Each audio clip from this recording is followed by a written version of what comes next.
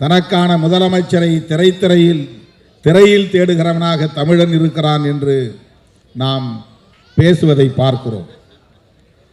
இங்கே கருத்தியலுக்கு, போராட்டங்களுக்கு, தியாகங்களுக்கு, முற்போக்கு சிந்தனைகளுக்கு தரப்படுகிற முக்கியத்துவத்தை விட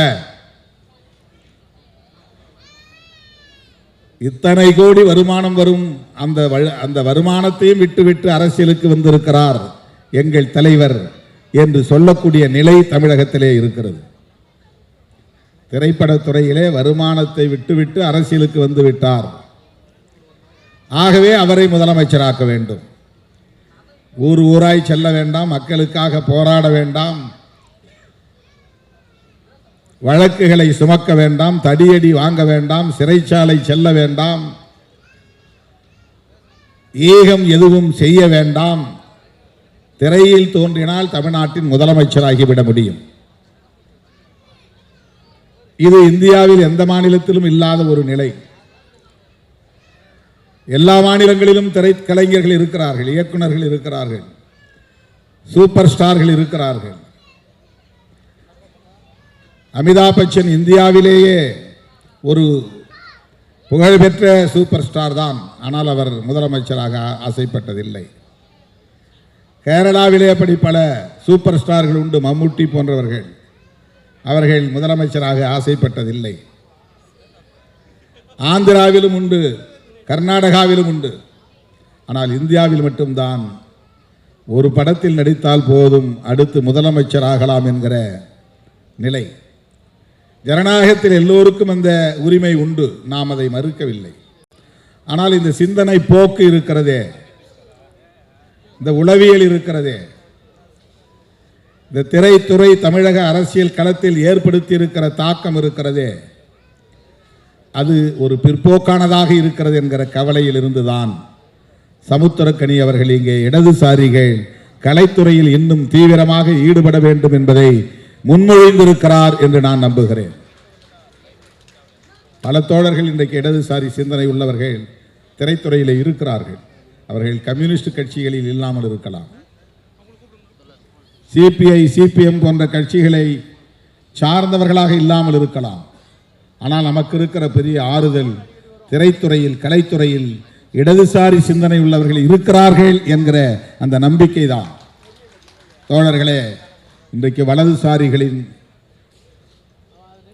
அரசியல் மேலோங்கி இருக்கிறது. எந்த ஆயுதங்களை பயன்படுத்தியும் அதிகாரத்தை கைப்பற்றிவிட முடியும் என்கிற உத்திகளை அவர்கள் கையாளுகிறார்கள். மாநிலத்திற்கு மாநிலம் அவர்கள் உத்திகளை மாற்றுகிறார்கள். தமிழ்நாட்டிலே சிவபெருமானை சொல்லியோ அல்லது மகாவிஷ்ணுவை சொல்லியோ ராமபிரானை சொல்லியோ அரசியல் செய்து வெற்றி பெற்றுவிட முடியாது. முருகப்பெருமானை சொல்லி பார்த்தார்கள், வேலை தூக்கி பார்த்தார்கள், அது எடுபடவில்லை. திருப்பரங்குன்றத்தையும் கையில் எடுத்து பார்த்தார்கள், அவர்களின் அரசியல் இங்கே வெற்றி பெறவில்லை.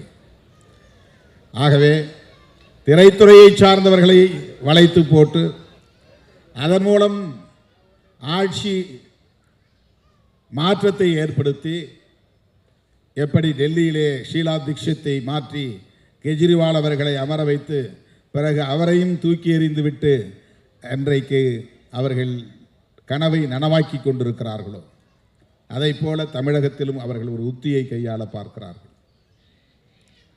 ஆட்சி மாற்றம் நிகழ்வது அது தவிர்க்க முடியாதது. இன்றைக்கு வரும், நாளைக்கு போகும். ஆனால் யார், எந்த சிந்தனை உள்ளவர்கள், எத்தகைய சிந்தனை உள்ளவர்கள், என்ன அரசியல் பேசக்கூடியவர்கள், எந்த நிலைப்பாட்டை கையில் எடுக்கிறவர்கள் ஆட்சியில் இருக்க வேண்டும் என்பது குறித்த பார்வை நமக்கு தேவைப்படுகிறது. வலதுசாரிகளின் கை நாளுக்கு நாள் வலுப்பெற்று வருவது ஒட்டுமொத்த தேசத்திற்கே தீங்கு விளைவிப்பதாகும்.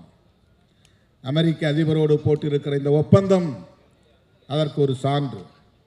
விவசாயத்தை பாதுகாக்க வேண்டுமானால், விவசாயிகளை பாதுகாக்க வேண்டுமானால், விவசாய கூலி தொழிலாளர்களை பாதுகாக்க வேண்டுமானால், இந்திய மண்ணில் இடதுசாரி அரசியல் இன்னும் வலுப்பெற வேண்டும். அனைத்து தளங்களிலும் அது விரிவடைய வேண்டும்.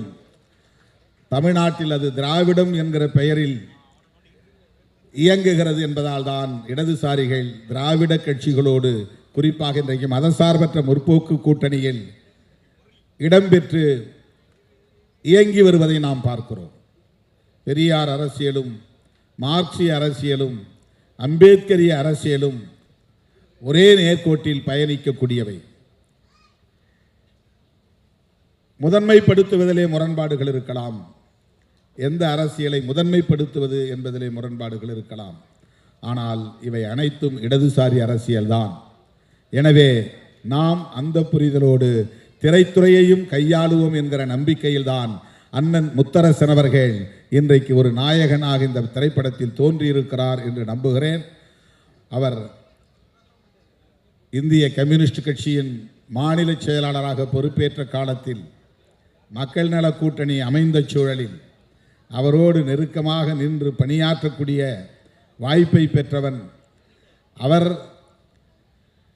இன்றைக்கு கலைத்துறையிலும் அடியெடுத்து வைத்திருக்கிறார் என்றால் இந்த கலைத்துறையை இடதுசாரி மயப்படுத்துவதில் அவருக்கு ஒரு பொறுப்பு இருக்கிறது, பங்கு இருக்கிறது என்பதை நானும் உணர்கிறேன். அவருக்கு என்னுடைய வாழ்த்துக்கள். இந்த திரைப்படத்தை இயக்கியிருக்கிற இயக்குனர் விஜயகுமார் அவர்களுக்கு என்னுடைய வாழ்த்துக்கள். நாடறிந்த புகழ்பெற்ற திரைக்கலைஞர் சமுத்திரக்கனி அவர்களுக்கும் என்னுடைய நெஞ்சார்ந்த வாழ்த்துக்கள். இந்த திரைப்படம் மக்களின் ஏகோபித்த ஆதரவை பெற்று வெற்றி பெற வேண்டும் என்று வாழ்த்தி வாய்ப்புக்கு நன்றி கூறி முடிக்கிறேன். நன்றி, வணக்கம்.